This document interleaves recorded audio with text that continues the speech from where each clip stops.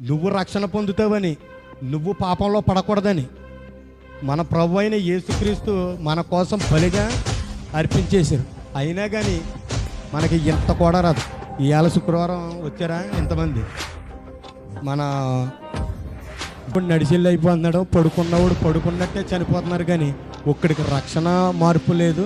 రక్షణ తీసుకున్నవాడు ఏదో నామకార్థంగా జీవిస్తున్నారు, కానీ పై పై వేషాలు కనమాట. దేవుడు వచ్చి ఎదురాన్ని ఈ నీ జీవితం అని ఒక స్క్రీన్ మీద చూపించారు. మన జీవితాలన్నీ తెలిసిపోతాయి. మనం చేసే పాపాలు, మనం చేసే యాసాలు అన్నీ పక్కోడి మీద అబద్ధ సాక్ష్యాలు పొడుగుతూ ఆడ ఇలాగరా ఈడు ఇలాగని చెప్తూ అన్ని పాపాలు చేసినాయి. కానీ మన కోసం బలి అయిన దేవుడి కోసం నువ్వు వీలిగి నలిగిన హృదయాన్ని కూడా అప్పచెప్పలేము. మనం ఎంత దౌర్భాగ్యం అంటే మన ప్రార్థన ఎలా ఉంటుందంటే